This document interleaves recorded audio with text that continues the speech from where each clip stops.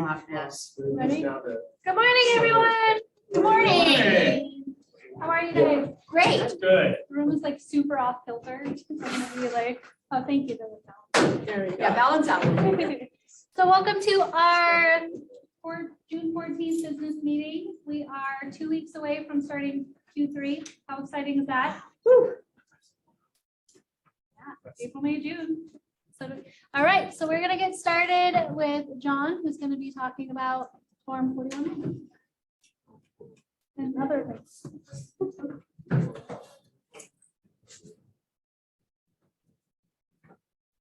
I'm gonna sit and do this because I'm old. No other reason. So I did a special meeting yesterday at 2 o'clock on this subject where agency law is fundamentally changing in the state of Washington. I thought it would be something of interest to people since we have some major changes in the forms coming up. And 4 people showed up. So I just thought maybe I should announce to you that on August 4th at 11 o'clock a.m. right here in this room, I'll be doing a meeting on those forms changes that are taking place and on the basic transformation of this concept of compensation in real estate that's taking place. So there are only 4 people interested. Wow. Anyway, it's a pretty big deal. So I thought you'd want to know about it. I had a conversation last month with Annie Fitzsimmons about this subject, and she was warning me that this was coming down the pike, and I didn't know when or what she was talking about. She talked about forms changes and everything else. So basically, on October 3rd, there are going to be 4 forms that we utilize that are going to be changed only on the compensation part of those forms. This has to do with antitrust laws and the Department of Justice, who is looming over us, threatening us in the real estate industry, saying that we are violating antitrust laws by just the nature of what we do with commissions. So one of the things that's going to change on October 3rd is they're going to change the name from commission to compensation. So so they're doing a lot of these things in order to not get caught up in a class action lawsuit with our MLS and sued. So 2 years ago, when our Northwest MLS changed the rules of our MLS to allow for a seller to only offer 0 commission in the listing, it was like stunning to the agent. What? And I was trying to call her and say, look, before that happens, forever and ever, a seller could offer $1, literally could offer $1 commission to the selling agent. Could offer $5 to the selling agent.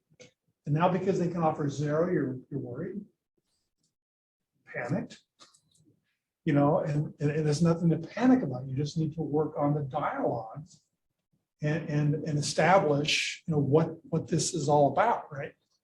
So as you saw in 2 years, how many 0% commissions do you see being offered to the selling agent?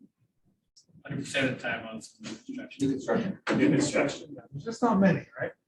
And so what the DOJ wants to see is he wants to see that there is clarity, openness.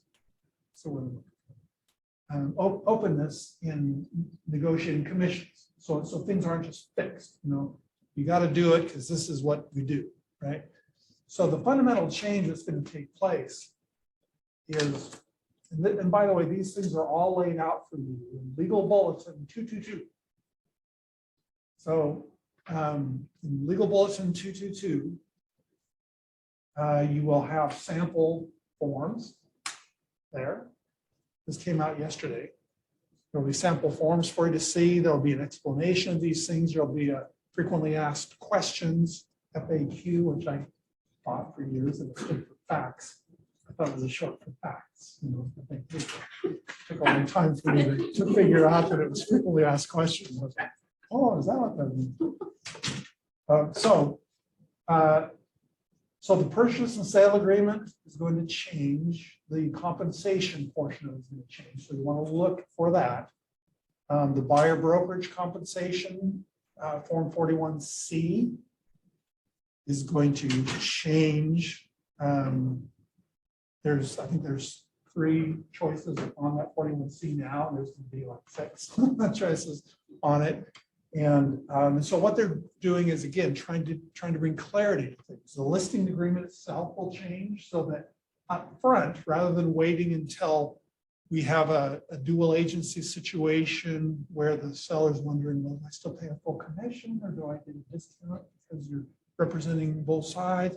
When there's a non-represented buyer involved, you know, what's going to happen with the commission then? Most of the time we have to wait until these things happen, and then the seller asks a question, you know, can we reduce your commission since there's no selling agent on it? We've got to have dialogues for that, because now we're going to have a couple of boxes to check for how those things are going to be treated up front, rather than waiting until it happens up front. Is there going to be a dual agency compensation change? Is there going to be, so basically there's going to be a negotiation about commissions in every situation, which there really already is.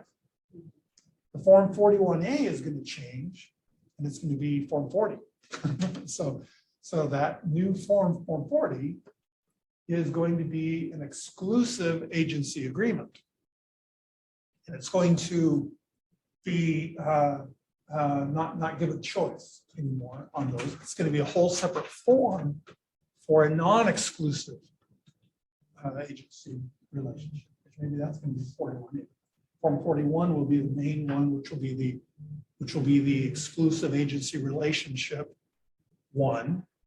And so in there's going to be some changes on that, or there's going to be some negotiation with the buyer, because right now with our Form 41A, it's my biggest pet peeve in the business for the last forever years is when it asks for the compensation, it says buyer agrees to pay, then it asks for the compensation. Everyone freaks out about that. What? And then, never mind the A below it that explains the MLS and how that works. And everybody always feels like they have to write something in there to make their seller feel, or their buyer feel better about that, and trust that. So anyway, so that's not going to be basically, that's not just going to be one thing anymore. It's going to be like 4 different choices on things. And so you're going to be able to have some pre-selection on those. And again, these forms are all there now. They're not going to be effective until October the 3rd. And so 2 months in advance, okay, 1 month and 29 days in advance, I'm going to be doing this meeting on August 4th, or I guess it's actually 61 days. It's an extra day, right? So it's an extra day. And I'm going to be going over those forms changes right in here, in this room at 11 o'clock a.m. And then, and so the fundamental concept of change is that historically, in the past, and how many remember this by show of hands, everyone represented the seller, both the listing agent, buyer's agent, everyone represented the seller. Okay, even though the agent was showing the buyer and doing everything, the explanation was, well, it's like Sears. If you go into Sears to buy, oh, never mind, Sears. You go to JCPenney to buy some socks, and you go to JCPenney, there's going to be a clerk there that's going to help you find the right socks for you, right? But that clerk represents JCPenney, not you, right? And so that's what we tell them. And so it seemed to work and everything else. In the mid-90s, when agency law started to change and started the buyer representation, that culminated with the Agency Act of 1997, which is now RCW 18.86, that laid out a lot of the details about what's happening with, now with buyer agency. Everyone should have been using the buyer agency agreement. So if this bothers you at all, freaks you out at all, it's because you don't use the buyer agency agreement now. Because if you're using the buyer agency agreement now, this transition, this change, it's going to be like easy as can be for you to make. But if you're not using the buyer agency agreement now, start doing, for the next 2 months, get used to doing it so that when this transition comes, it'll be just a smooth, easy transition. Because the way it was set up after the Agency Act of 1997 was that even though we had the buyer agency, we still had it set up so that the commission the seller was going to pay was going to be to their listing agent, who would then share a portion of it with the buyer's agent, right? Right? No more. Okay, so now, starting on the 3rd of October, it's going to be that the seller is going to have an agreement to pay commission to their listing agent and an agreement to pay commission to the buyer's agent. And with the buyer's agency agreement, it's pretty streamlined, pretty easy. So the really difficult thing for us is that we need to really get used to this agency agreement and the dialogues we use to show value for that buyer to sign it. Why is the buyer going to sign it? Well, I don't get a commission with that. It's not a very good reason.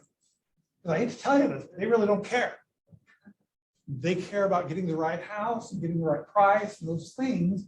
And so how can we show them that we're going to be instrumental in that happening? We've got to have the dialogues all prepared for that. And so, I really think that right now, these days, the number one issue that should be on your plate is lead gen, always. The number two issue should be this. And then we need to really focus on our dialogue, and focus on mastering these changes that are coming up and are all on that legal bulletin 222. Right. Questions? Are the new forms out yet, or are they coming out? Yes, they're they're sample, they're marked sample. They're not out yet. Until the 3rd of October, they will not be out. Okay, but they will have on legal bulletin 222, they'll have the sample forms marked sample so you can see what's going to be there. So the other pieces I've heard is the conversation of telling our buyers that sellers are paying commission and that they don't owe anything. Is there been word on whether our language on that has to change? So telling buyers, don't worry, you don't have to pay me anything, the buyer, the seller. No, that can still happen. Yeah, so that will still, that can still happen. But what they need to understand, and that's going to have to be our dialogue, is fundamentally how that works. So I used this example yesterday, and I've used it for years. And back in 1987, I just remembered this yesterday. Back in 1987, I went to Cancun in the fall, and I stayed there for 2 weeks, and I didn't realize I would get so bored so quick. And so I spent a whole lot of time down at the market, down at the artisan market, shopping for stuff. And I just for fun, I found these onyx fruits, and a bowl, onyx bowl. And I was collecting these onyx fruits in this onyx bowl. And I got down to when I was leaving, and I looked at my bowl and realized, wow, there's something basic missing here, color-wise and shape-wise. A banana. There's no banana. How do you have a fruit bowl without a banana, right? So I ran back down to the market. This is just like a high D, right? But sorry, like a high C that I would do this, and I had to go back and get it. So, and I thought I'd seen it, and I ran through over 100 shops, and I ran through all the shops, and I couldn't find one. And I'm standing up and scratching my head, and this guy comes up to me, this local guy comes up to me and goes, how can I help you? And I looked at him and I said, you can help me. He goes, well, I'm a broker. I said, what? He says, I said, you're an artisan broker? He says, yes. is I've gone and made pre-agreements with every one of these shops that they will pay me if I bring someone in. And so I know all the shops and all their inventories. I know everything about this thing. And I was like, oh my gosh, that's us. And I said, giddy up, let's go. So he took me right to, he goes, now there's only this one shop and the one next to it, both face out, that have the onyx banana you're looking for. And so I go in, I buy it, and I leave, and as I'm leaving, I see some coins get dropped in his hand, and I stop, and I thought, is that my money? I thought, oh, he didn't charge me anything. Only the seller charged me. Seller's money was, they can do with their money what they want to do. They made a pre-agreement to pay him something. That none of my business, right? So that was all, kind of an eye-opener for me about how we work and how we do our business. But what they're saying, what the DOJ is saying, and what the financial people, what the eggheads are saying, is that, this money is being frittered away somewhere and that kind of thing. And they don't understand, this is compensation. This is how we get compensated for working with a buyer, and how the buyer is able to buy their house. And it's not that it's elevating the price or anything else. All that happens is once the seller gets their money, they can do whatever they want with their money, but they've got pre-agreements signed that they're going to pay commissions to buyer's agents, right? That's one of the choices that we're going to have on our forms, is for that one. And as long as that one's checked, then we're going to be good. But there's going to be, other options with option boxes that can be checked. So you're just going to want to pull up the Northwest MLS Legal Bulletin 222 and look at those sample forms. Look at the compensation paragraphs, because really that's the only thing changing. Those compensation paragraphs, and get used to them, and just please get really, really comfortable with both the Form 41A, which is going to be Form 41, and the dialogues that you're going to use around, with your buyers. The dialogues you'll use with your buyers, so that they understand that it's not going to be, necessarily something they're going to have to pay, as long as they work with us in the way we like to work. So one of your first dialogues should be, here's how I work. Let me tell you how I work.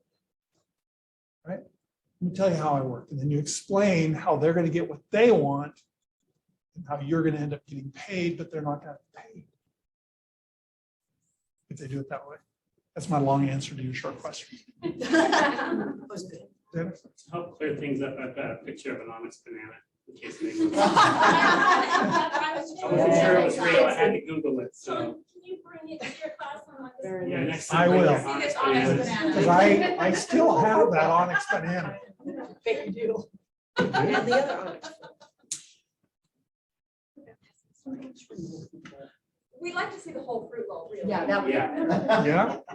Just hide the banana somewhere in the room. Put it under someone's chair. That'll be a prize. Right on the Thank you, John. Thank you, John. All right, so we're going to jump into shift tactic number 10, which is expand the options with creative financing. So we have two guests today. We have Chris and Debbie.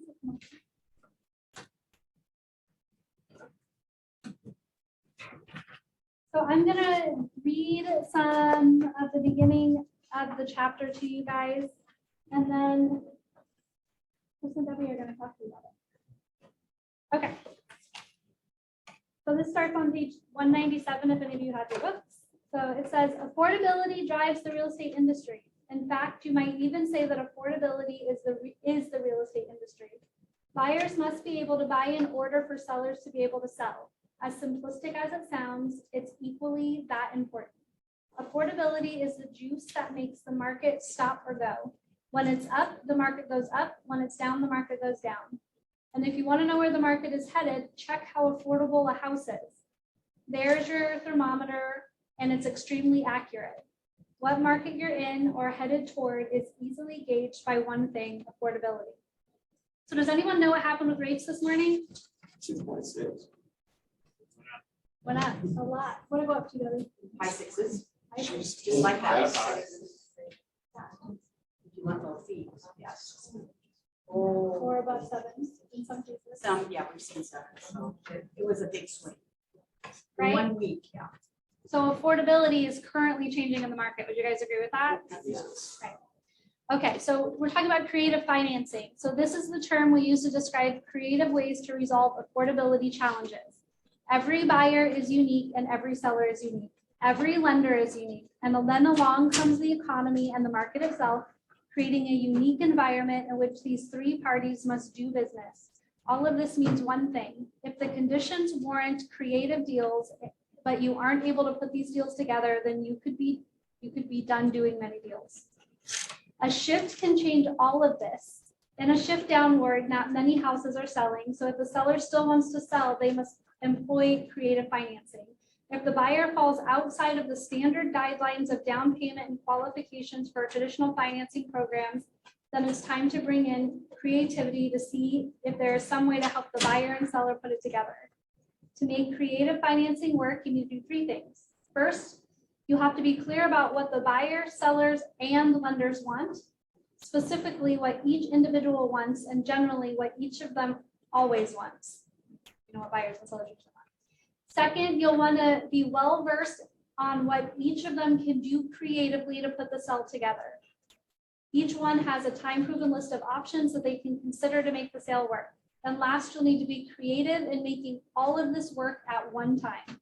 Creative financing is a combination of knowledge and skill. To find success, you must understand each party's motives, learn the choices available to them, and then you must creatively suggest solutions. Okay. So for the last, I would probably say 7 or 8 years, in our real estate market, who's been in longer than 7 or 8 years? All right, so 7 or 8 years ago or beyond, what was very, very common for the seller to do to the buyer? Take closing costs. To the tune of what? $1,000? No, 3%. 3%.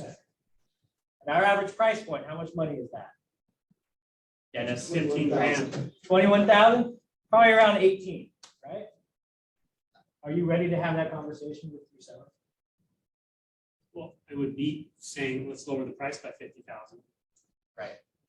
So we have to start getting creative. We've been in a market where we could overprice things by 5 or 10 or maybe 15K, and it would be all right.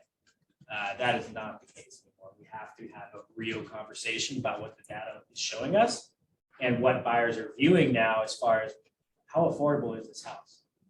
Okay. There's a lot of things a seller can do.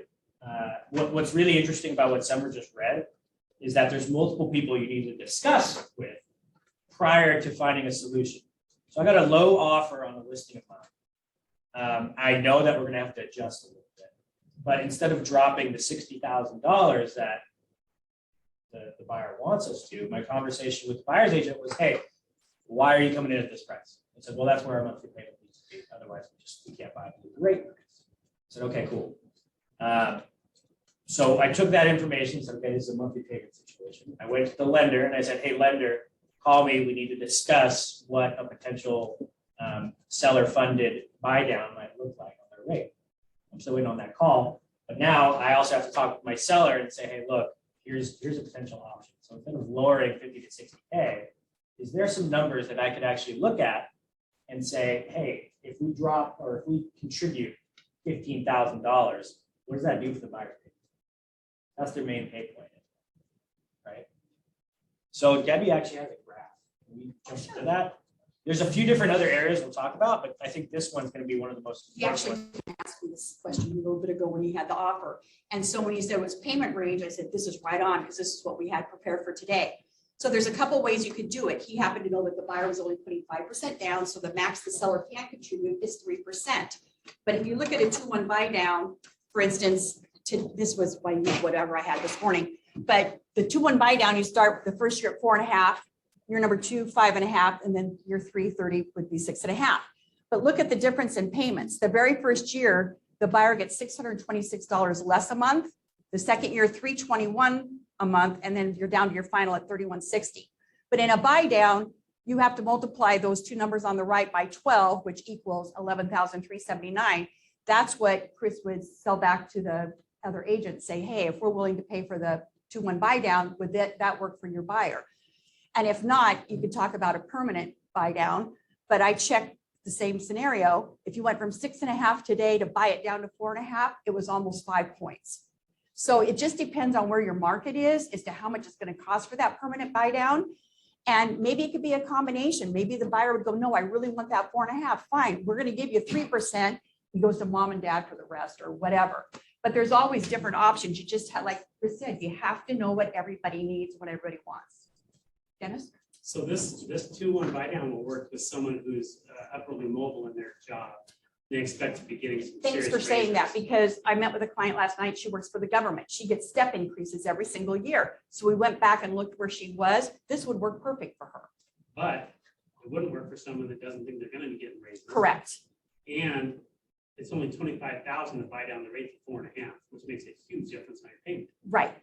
So that's where you have to just put whatever works for them. The 25K is a permanent buy down, right? And Right. that saves $600 per month. Mhm. Every month. for But 30 it's only years. 3% from the seller. The rest has, it depends on the down payment. If you put 10% down, then the seller can pay 6%. So you have to know all the Oh, details. So depending on the down payment, Right. how much the seller can contribute. Correct. Got it. Yeah. So there, that's why we're trying to really stress how important it is that everybody has to be in touch. You can't agree as a listing agent and a buyer's agent to pay $25,000 if the loan product only allows 3%, depending on where you're at. Right. So you have to bring everybody involved. You know how did you estimate the cost of that price of 500,000? It ranges from 6.5 to 5.5 or 4.5. How do you estimate? How do you do it? Well, today's rate is at 6.5, for instance. Okay, a regular 30-year fixed. So you just go down 2% to bring it up. You can do a 1-year buy down, but it's more effective if you do the 2-1. Which is what they're looking at. But I just, So the bank makes that decision, or the lender makes that decision. of how working much with they the buyer, what they're more comfortable with. And in this situation, Chris is, No, she's asking, how do you figure out what it costs to buy it down? That's up to the lender, correct? oh yeah, because like, for instance, the 6.5 say didn't have any fees or points. All that's on the right is what the cost is, because that money each month, we're still making $31.60 a month to the lender. The $600 and the $300, that's all sitting in a reserve account. That $11,000 is collected at closing from the seller, and it sits in an escrow account and helps supplement the payment for 2 years. So the seller's just buying that away from them for 2 years. And after we're the end holding of it. 2 years, Oh, so that is not because you lower the rate, is you are paying that from a. trust Correct, account. Correct. We're holding it. Sorry, good question. Can you define the 2-1? What's the 2-1? It meaning you're buying it 2% down from the start rate, For the first year, and then 1% The the second second year. and then 0. 2-1, and then you're up for the 3. This is a temporary buy down. Mhm. Temporary buy down. Really, that's why Debbie mentioned government workers are obviously a really Yeah. good one, because they lucky people get increases. Sometimes Right. features. On average, how much, if there is if that's even possible to estimate, how much does it cost to reduce, for example, the rate from 6.5 to 6.5% Permanent. permanent? Okay, so maybe today it would be 1 point to buy it down to 6% from 6.5. Is that what you're saying? There's different rate options. It goes every 1/8 of a percent in the rate, but it doesn't always correlate to an 1/8 of a percent fee. It could be a quarter, it could be a half, it could be 1. It just depends on where the market is. So you said it was 5 points. How much was 5 points? Well, it would be in 5 today's? times 5 would be 25,000. It's based off, this is the loan amount, not the purchase price. So, and you need to be able to have conversations with the lender. Obviously, I'm talking with Debbie about my listing that she's not involved in whatsoever, right? So you need to have someone that you can talk with about these things. Well, it helps him to be able to go back to the listing agent, right? If the selling agent and find out what is important, then that's exactly what he found out was payment. So we strategize that way. Tina? No. It's just dropped my memory of something I need to go through. Okay, so that's good. So when buyers are looking at this, they're looking at their monthly payment. It's massively advantageous to do some sort of buy down. Wouldn't you agree? Because even if they were to come up to full ask, they're still paying a ton of money. $600 is significant change. So does a permanent buy down work the same way where 25,000 is put into? No, a permanent buy down is you're just buying the rate down. So you're gonna buy the rate at 4.5 and spend 25,000 to get it. You know, and for a buyer, the seller's paying for it. Or you can buy it down to 5.5 and it would save them A little bit less. 300. But that's actually saving more money over the life of the lot. Right. Yeah, that's the other half of this, right? How much money is the buyer actually save over a 30-year loan? A lot. Huge savings. So the reason we're bringing this up, one, is because I think it's a legitimate thing we're gonna have to start proposing.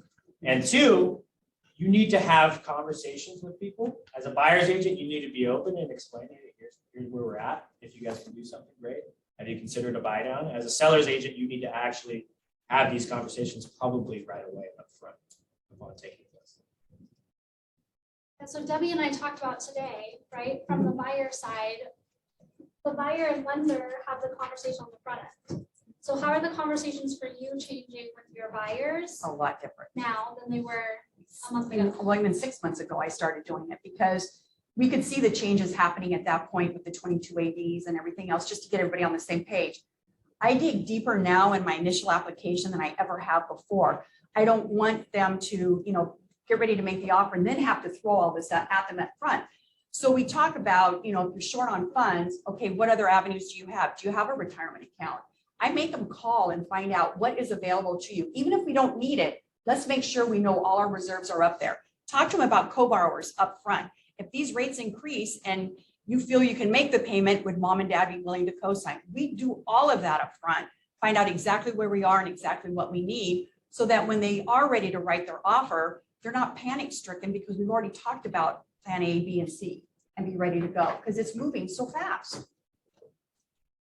Dennis? Question. Oh, yes, dear. And you cannot lock a rate until you've got a contract, correct? Well, yeah, we have a shop and lock, but if you don't buy within the first 30 days, the penalty, it's not worth it. I really did the numbers and you're better off just waiting until you purchase. But I have locked every buyer in the day I get their purchase and sale signed around. We're locking. If the inspection fails, we cancel it and we move on. It's no big deal.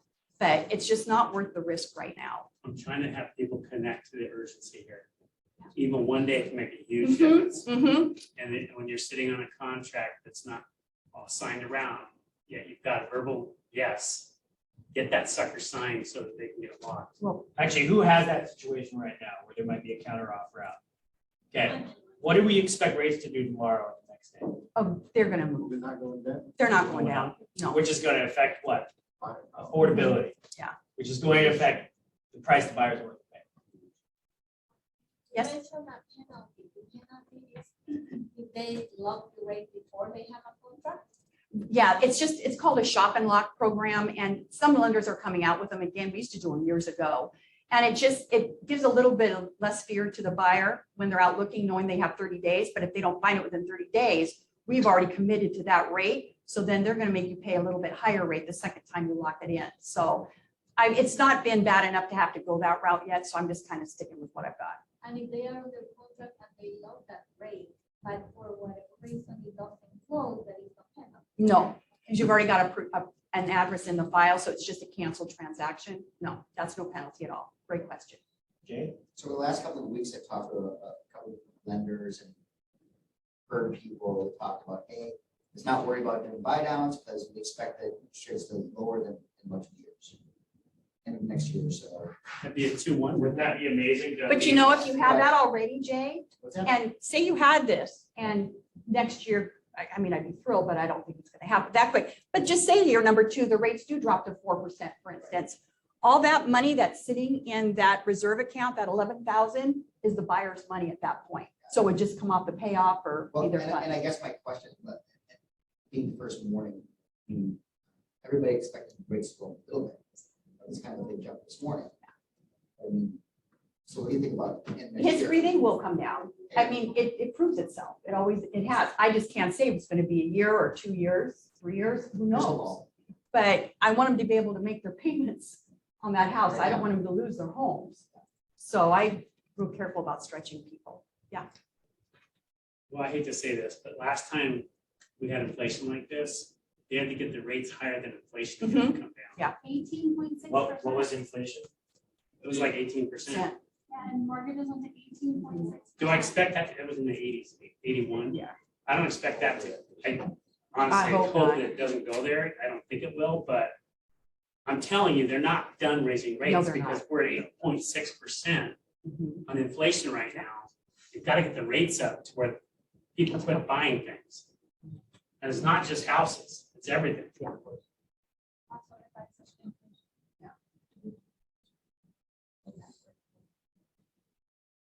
So there are some other options here too. Hopefully we didn't just scare everybody. We got really quiet. Well, it's a new skill, right? This is, your skill actually has to develop. Yep. We have been floating by, just making an offer randomly and hoping it works and just throwing money at the problem.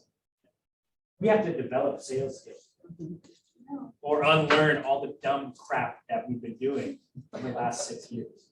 And then you have to be able to educate both your buyer and your seller And the other agent in some cases. and the other agent in some cases. So that you can have these conversations because they're hearing all of the stuff, right? And so you have to be able to talk to the market and talk to all of this stuff. And if you don't know it, then it's gonna make your job harder. Right? You're not gonna be able to represent your clients to the best of your ability and be their fiduciary, which this is a prime example of you being their fiduciary and saying, hey, for the next 2 years, we can save you some, here's how that works. Or hey, here's some additional options, or you know what, let's talk to the lender and see what other options we have. So that I can have a conversation with Chris on $60,000 lower, how we can make the deal work for both parties, right? Because our W on our Y4C is win-win or no deal, so it's finding something together. We have, there's a few other options here too with creative things sellers can do to sell their home.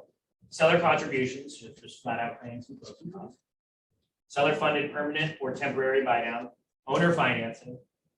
Contract for deed, seller second, lease option or lease purchase, wraparound or a suitable mortgage. So there are options here. Now, some of these are going to be exceedingly rare. So we're not going to go really into a lot of this stuff, but yes. I was just gonna say, it is rare, owner financing, but it's possible, especially when the stock market's crashing. Yep. And they can get 5.5% on this nest egg that they've built up of their house. And maybe you could also do balloon payment in 5 years, where they could refinance it in 5 years and cash you out. So it could be a 5-year, hey, I'm gonna guarantee my income for the next 5 years and then take my. As a seller that has a paid off asset like a house, who wouldn't Want to do want that right now. Because what happens if they default? You get it back. Back Get the house back. Who writes up that seller financing document? The mortgage. I don't see the attorney. And you make sure both parties have attorneys. We have form, the MLS has forms for that. So use the right forms, talk to John. Yeah. And there's a company called Evergreen something that will help with That's cool. Evergreen, is it Evergreen escrow? Probably. Where take they it. collect the monies? Yeah. They're the neutral party that will collect the money, so it's not awkward for seller to try and be getting that money from the buyer. Yeah. And I did it one time and we had, if it was paid off, I thought within a year that they got a discount on the price. Nice. Be flexible that way. And then the buyer side, which that we talked about a little bit, gift funding. So getting funds from friends, family, spouses, siblings, grandparents. Put it all together. That's nothing new. We've been doing that Went a for a lot. long time. Most of the buyer stuff we've been doing. I thought gift funds had to come From what? from family. Family, fiance, brother, sister, family. It is to be family, best friend. I've done that. Best friends. Yeah, they went to Facebook to see how long they knew each other. Oh, yeah. I didn't realize they weren't related and got caught. And they did the loan anyway, so. A loan type. Pardon? Loan type. Yeah, conventional and FHA. So selling or refinancing existing assets. That would be, for instance, you could refinance your car and lower your payments so you could afford more. Talk to one of our clients' mom about co-signing, and she really didn't want to co-sign, but she says, I'll tell you what, I'll pay off her car. Bingo, it worked. That's all we needed. So it's just opening up and just sharing everything. By the way, what's the average car payment in America right now? 6, 7. I think it's like it was 580 like a year and a half ago. I bet it would be closer to 6. I was seeing a lot of 6 and 7s. That's like 80, 90,000 in buying power. It's huge. Mhm. So even if they owe, sometimes they'll only owe $8,500 left, right? Pay it off. Pay it off. It doesn't count. And non-occupant co-buyers, we talked about using 401k, you talked about temporary IRA transfer, pledged asset mortgage, equity transfer and bridge loan, and employer assisted mortgage. I've never done an employer assisted mortgage in my life. What is this employer mortgage, Dennis? I don't know, Dennis, you're gonna start As an giving employer employer assistance. You thought you came to mind, but no. And I know that you can borrow against certain investment accounts. So some people will do that too. Charles Schwab's has them, Edward Jones.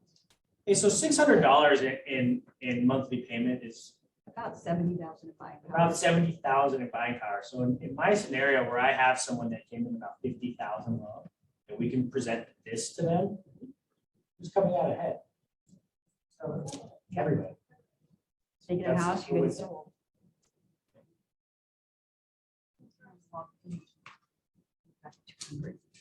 I'm just looking at the full Oh, chart.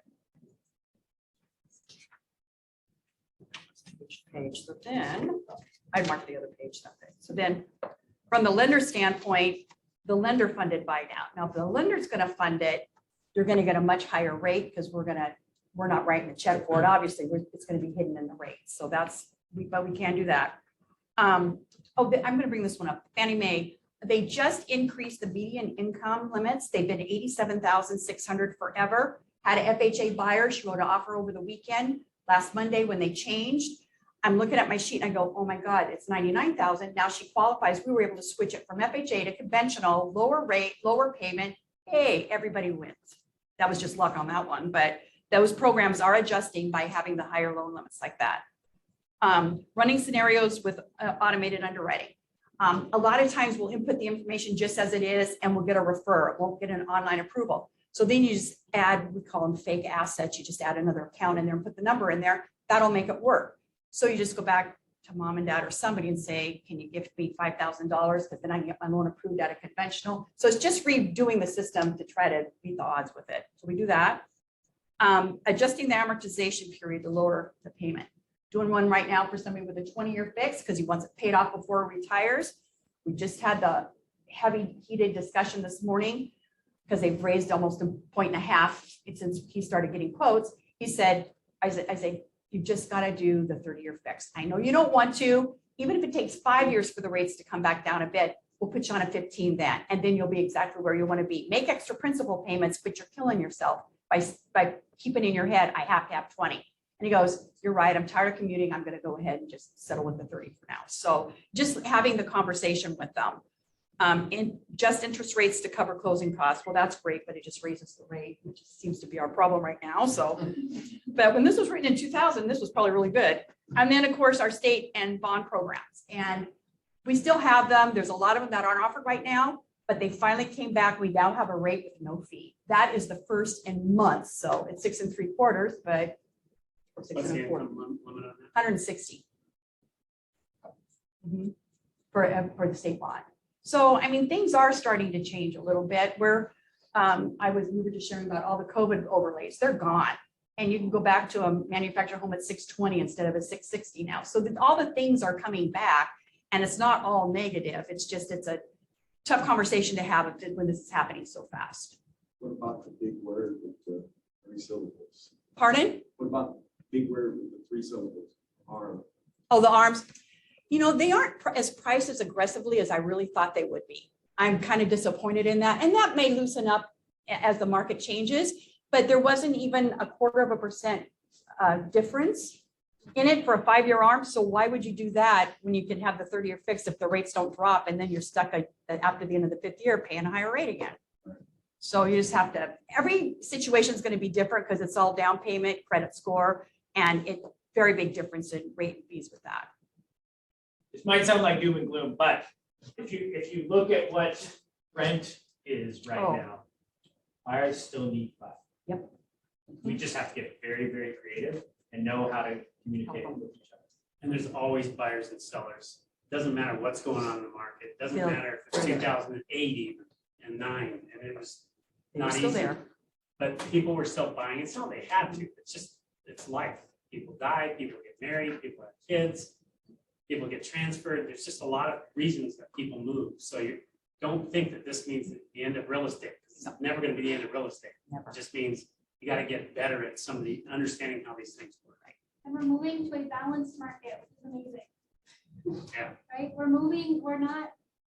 We have no indications or there currently are not indications that we're going back to 2008. It's moving from the seller's market way over here, an extreme that we've been in, back towards a balanced normal market, which feels really extreme just because of where we've been. But it's a really amazing, beautiful market to be a part of. It's good. It just takes different skills than what we've had. So that's why we're having this conversation. Inventory actually went up in King County Yes. to like 0.8 months. That's going to continue, I think. But, when I first started, I think it was 2010, and month supply of inventory was at 16. So the market's just going to change. It's going to be what it is. We really need to be able to communicate. With each other. We're all on the same team. Yes, we are.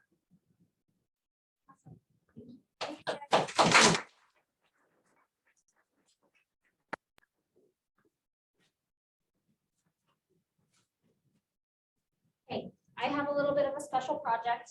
I'm sure a lot of you have noticed Lindy's not been in the office. She is taking an extended leave to take care of some things she needs to take care of. And we want to surprise her when she gets back to the office by pretty much papering her whole office with red notes. So we've got a bunch of them. I'm going to leave them down at the front desk so you can write them and then just go stick them straight in her office. Her door will be open. So I'm just asking for everybody's help with that project. We All can right. put it. You can put them wherever you want. 2 seats I don't know. Wherever you want. There's no limit. Yeah, we just want to make it really fun for her when she's back in the office. Thank you. Thank you. All right, other announcements. Still have Pride Day shirts available. June is Pride Month, so we would love for you guys to go get your Pride shirts. You can use the QR code to order them. Coach's Corner with Rita every Tuesday from 1 to 2 p.m. on Zoom. She actually just canceled today. Whoops. Starting again next week. Not this week, not this Tuesday. On Friday, the 17th, from 10 to 11:30, we have donuts and Bloody Marys for dads in celebration of Father's Day, which is this Sunday. So come participate in that into the kitchen. It'll be- Okay, Dennis, do you want to come up for this? Yeah. Was anybody on, I don't know if you noticed this weekend, but there was a creeper at an open house, not from one of our agents at first. It was actually on Saturday at an open house. And this guy came into he's driving this truck right here. And Kara Jess, she used to be here, but she was an agent. She had this open house and this guy just gave it a creeps. And he wouldn't leave, and he kept asking weird questions. And it's just really weird. So she posted it on Facebook, and Hannah then had one. My daughter had one Sunday. Same guy showed up. Luckily, there was a neighbor in the house at the time. And she went upstairs and asked the neighbors, please don't leave until this guy leaves. I'm scared to death of this guy. He's just a freak. He's asking weird questions. Are you married? It's just creepy, weird stuff. She also thinks he was packing, probably had a gun. So, and he backs in, which is weird. right, to back into the parking space. Just everything about it was wrong. So I'm showing you this because I want you to be aware that this was in Puyallup and her spot was. In Sumner. Nope. Yeah. Sumner. In Sumner. Yeah, so North Pierce is where we're looking at. So just be aware, and if you can, if you're doing open houses, maybe bring a lender with you or bring a partner. Because then you don't have anything to worry about. Yeah, we have lots of newer agents who probably appreciate shadowing or. Oh, just absolutely. Partnering up and learning skills together. I mean, I see agents kind of clamoring over open house opportunities in our Facebook group. Why not sign up for every open house? I agree. And they've also notified the MLS about this. You might see something in the MLS about it, but I just wanted you to be aware of it because when it hits home like that, it freaked Hannah out. She is very street smart. She's, she lives in downtown Tacoma, so it's not like she's used to a lot. But this guy was weird, just a weird dude. So. Did you say he was packing or she was? No, he was. She thinks she couldn't tell because it was on his hip, but there was a bulge there. So. Are we allowed to practice? If you have a concealed carry permit, you are. Yeah. Was the license plate, was it reported or? Yeah, it was reported. Yeah, multiple times now. And so anyway, apparently we're having a safety workshop coming up. Yeah. Yes? Yes. We don't have details on dates yet, but we recommend that everybody comes to the safety workshop to gain some additional skills. And in case something like this happens again, right? So you have the knowledge of what to do if you're in that situation. Is there a description of the man himself? They actually had a picture. They didn't post it. But I said probably not post it, but give it to the police. So we just need to make sure that people know that this safety workshop is just for women. It's also for men. Yeah. Because it also happens to men. Yes, it does, for sure. Okay, so we'll get more information out in the next week or so on when we're having the safety workshop, what it will cover, and we would love all of you guys to be there for that.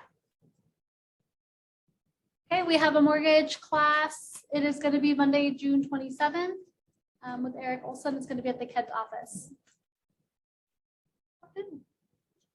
We have McNeil coming back up in July. Anybody who isn't currently closing 16 transactions a year should be participating in McNeil, specifically as we're talking about relearning skills, right? So it's going to deep dive into the skills that will help you guys communicate with your buyers and sellers more effectively. On lease, you know what Pam wanted to cover with this?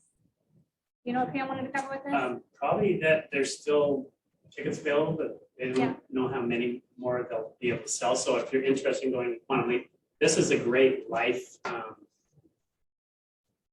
This isn't about selling real estate, just so people know. It's just a philosophy on life. So it's really a good class to take. It's about productivity. Yeah, because your business grows to the extent that you do, right? We know that. It's been proven over and over again. And Quantum Leap gets into your head. It's working on mindset and beliefs and where you are in life and how to move through that, right? So it's a really amazing class. Linda McKissick is one of my favorite instructors to go to, specifically as a female, but she has a really big, robust business and shares so much of herself.